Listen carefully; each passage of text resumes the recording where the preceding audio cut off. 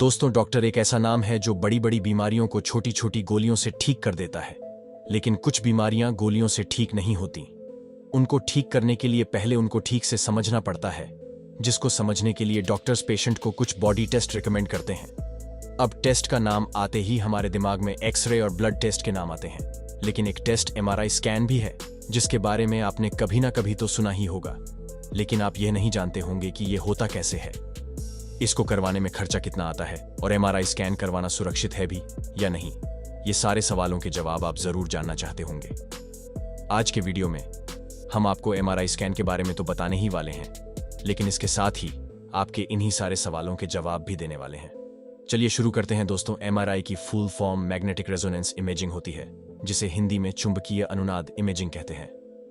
MRI scan का इस्तेमाल शरीर के हर हिस्से की जांच के लिए किया जाता है, जैसे कि रीढ़ की हड्डी में किसी समस्या का होना, ब्रेन में ट्यूमर का या कैंसर का होना, हड्डियों से जुड़ी किसी चोट और हड्डियों से जुड़ी हुई कई समस्याओं के लिए डॉक्टर्स MRI स्कैन की एडवाइस देते हैं। दोस्तों, आप बात करते हैं इसके खर्चे के बारे में, क्योंकि बहुत से लोग इसके खर्चे को लेकर काफी परेशान रहते हैं। दोस्तों, इसका सही खर्च तो आपको हॉस्पिटल्स में जाकर पता चलेगा, लेकिन हाँ, गवर्नमेंट हॉस्पिटल्स में ये प्राइवेट हॉस्पिटल्स के मुकाबले काफी सस्ता हो जाता है और इसका खर्च आपके स्कैन के ऊपर भी डिपेंड करता है।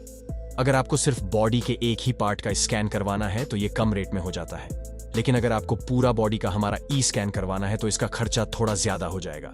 लेकिन अगर फिर भी बात करें MRI स्कैन के एक एवरेज प्राइस की, तो इसको करवाने में 2500 से 25,000 तक का खर्चा आ सकता है, और कई मामले में तो उसका खर्चा 25,000 से भी ऊपर चला जाता है। दोस्तों, अब हम आपको बताते हैं आपका सबसे ज्यादा पूछा जाने वाला सवाल, और वो है, क्या MRI स्कैन करवाने के दौरान किसी की जान भी जा सकती है? दोस्तों, MRI स्कैन की पूरी प्रक्रिया के दौरान जान नहीं जा सकती, अगर आप MRI रूम के अंदर सभी नियमों को फॉलो करते हैं तो। लेकिन अगर आप MRI स्कैन रूम के अंदर की गाइडलाइंस को फॉलो नहीं करते हैं तो इसका आपको काफी भारी खामियाजा भुगतना पड़ सकता है। दोस्तों, अब बात करते हैं कि MRI स्कैन किया कैसे जाता है। इसको करने के लिए पेशेंट को एक मशीन पर सफेद या नीले रंग की एक खास प्रेस को पहनाकर लेटाया जाता है। यहाँ अच्छे से ध्यान दिया जाता है कि पेशेंट के जिस हिस्से का MRI स्कैन होने वाला है उसको उसी डायरेक्शन के हिसाब से लिटाया जाए। पेशेंट का MRI होने से पहले उसके शरीर से सारी मेटल की चीजें उतरवा दी जाती है, जैसे कि कड़ा, अंगूठी, चैन आदि।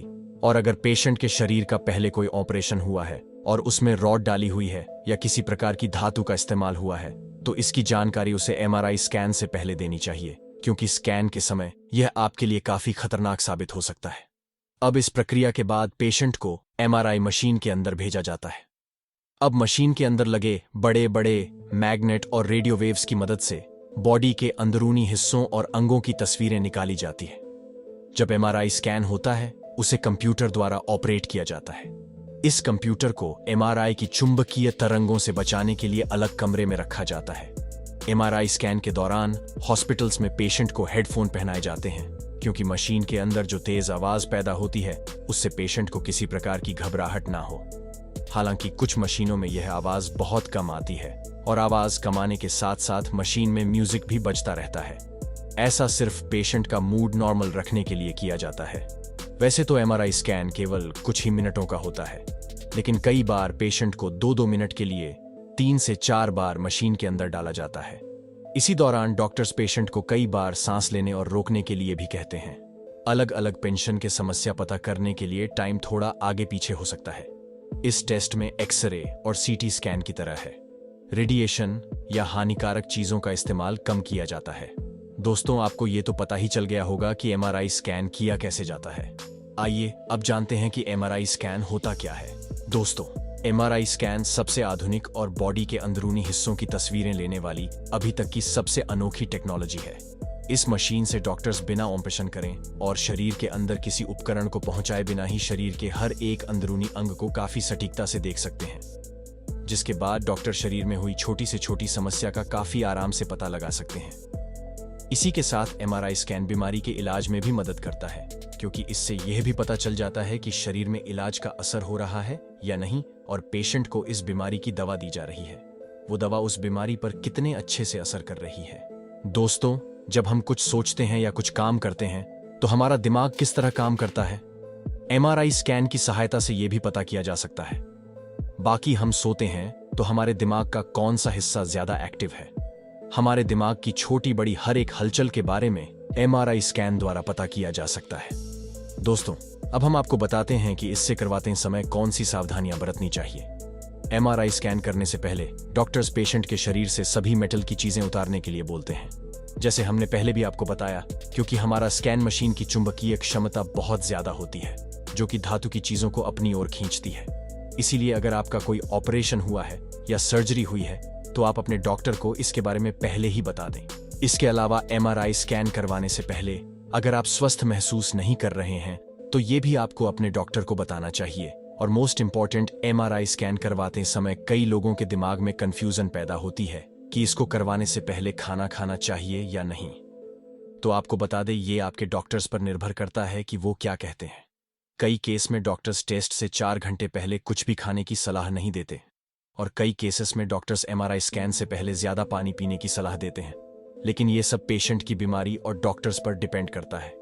इन सब के अलावा अगर किसी महिला का एमआरआई स्कैन होने वाला है और वो प्रेग्नेंट है तो उसे अपने डॉक्टर को इसके बारे में जरूर बताना चाहिए, क्योंकि उसके गर्भ में पल रहे बच्चे के लिए हमारा ये स्कैन के दौरान निकलने वाली रेडियो वेव्स काफी खतरनाक साबित हो सकती है। दोस्तों, अब ऐसा नहीं है कि डॉक्टर्स को जब कोई बीमारी समझ नहीं आती तो वो पेशेंट को फुल बॉडी का एमआरआई स्कैन करवाने के लिए बोलते हैं। कई बार डॉक्टर्स पेशेंट की बीमारी के हिसाब से एमआरआई कराने की सलाह देते हैं, और कई बार डॉक्टर्स पेशेंट को पर्टिकुलरली उस पार्ट का या उस ऑर्गन का स्कैन करवाने के लिए रिकमेंड करते हैं जिसमें उनको उनके मुताबिक कोई समस्या लगती है। दोस्तों, अब हम आपको बताते हैं कि एमआरआई स्कैन और सीटी स्कैन में अंतर क्या होता है। वैसे तो दोस्तों, एमआरआई और सीटी स्कैन की मशीनें बिल्कुल एक जैसी ही दिखाई देती हैं और लगभग इनके काम करने का तरीका भी एक जैसा होता है, लेकिन इन दोनों के बीच काम करने में काफी अंतर होता है। यहां एक तरफ एमआरआई स्कैन मशीन रेडियो तरंगों के जरिए काम करती है, तो वहीं सीटी स्कैन मशीन एक्सरे के जरिए काम करती है। बॉडी के किसी भी प्रकार के स्कैन के लिए ये दोनों ही मशीनें दूसरे टेस्ट मशीन से कम जोखिम वाली होती है। इसके अलावा अलग अलग परिस्थितियों में ये दोनों ही मशीनें अपने काम में सर्वश्रेष्ठ हैं, लेकिन सीटी स्कैन मशीन की तुलना में एमआरआई स्कैन मशीन काफी शोर करती है, जबकि सीटी स्कैन मशीन शांति से अपना काम करती है। तो दोस्तों, ये है एमआरआई स्कैन से जुड़ी हुई कुछ वो बातें जो आप लोग जानना चाहते हैं। उम्मीद करते हैं कि इस वीडियो से आप सभी की काफी हेल्प हुई होगी और आपको एमआरआई स्कैन से जुड़े आपके वो सारे सवालों के जवाब मिल गए होंगे जो आप जानना चाहते थे। तो दोस्तों, आज की वीडियो में सिर्फ इतना ही। जाने से पहले वीडियो को लाइक करके अपने दोस्तों के साथ जरूर शेयर करें, और ऐसे ही वीडियो के लिए इस चैनल को सब्सक्राइब करके बेल नोटिफिकेशन को जरूर ऑन कर लें। देखने के लिए शुक्रिया।